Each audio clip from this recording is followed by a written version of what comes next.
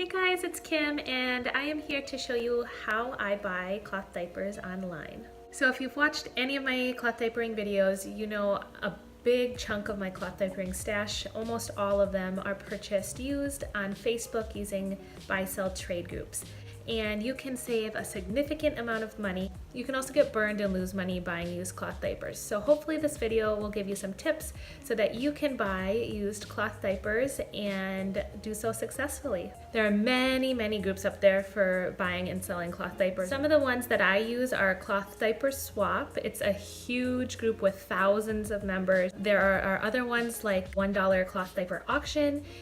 And that one's kind of unique. Someone will post a diaper, people will bid on it, and at the set day and time that the auction ends, whoever has the highest bid wins that diaper. So you can find some really great deals that way, or if you don't know the market value of a diaper, you could potentially overbid. In a little bit, I'll go into some tips about finding market value on diapers. Other groups are brand specific, so there's like Blueberry Buy Sell Trade, there are Buttons Buy Sell Trade groups.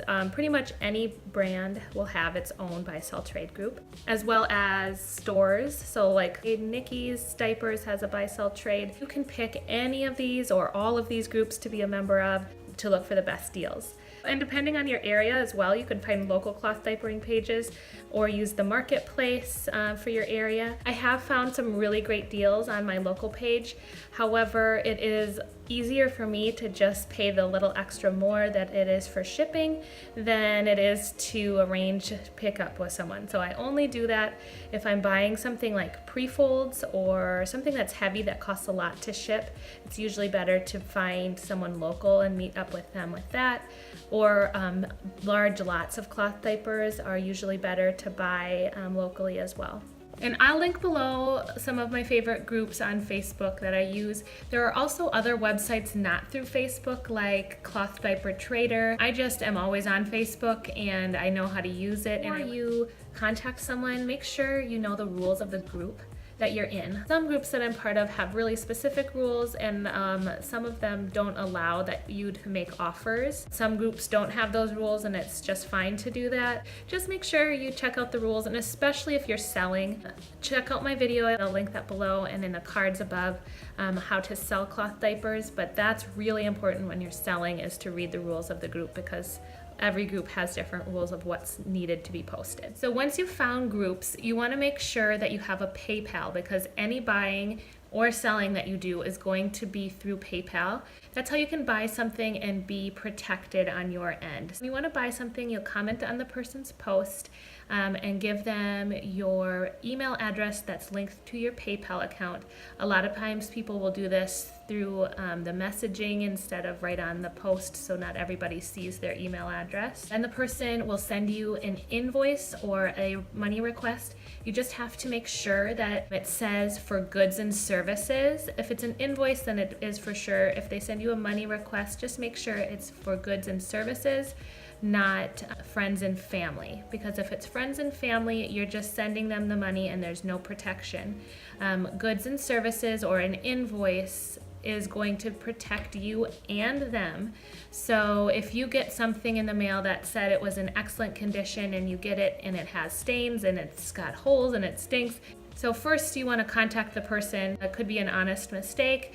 They will either refund you or you send it back to them and then they refund you. If they are being difficult, then you go through PayPal, you open a PayPal claim, and PayPal will work kind of between you and the person selling it to you. And usually PayPal sides with the buyer, and you would get your money back. Most of the time you also have to send the item back. But that kind of stuff doesn't happen very often.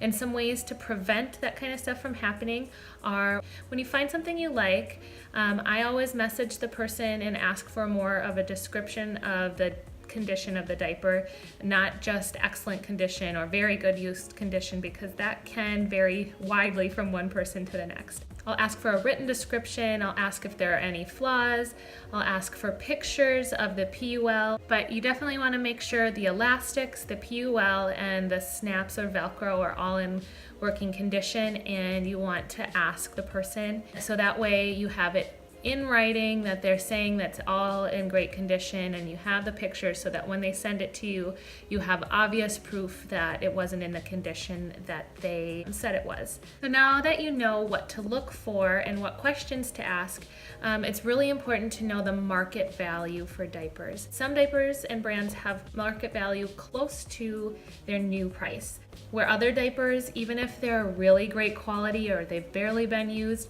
they might have a market value that is half or less than that even. Then there's Blueberry Simplex that have a higher market value, so even diapers that have been used for quite some time, older prints that aren't highly desirable, they will have a market value around $17, which they're around 30 new, and more highly desired prints are going to be $25 to $30 even as used. Those are some things to think about when you are buying used. You have to kind of research the diaper that you're trying to buy and make sure that you understand how much something you're trying to buy sells for typically. What I've seen a lot, especially on like the $1 cloth diaper auction group, that people don't really know that other China cheapy diapers really only cost like $3 to $7, and you see people bidding way more than that on them. So just make sure you're not overpaying for something that you could buy new for less.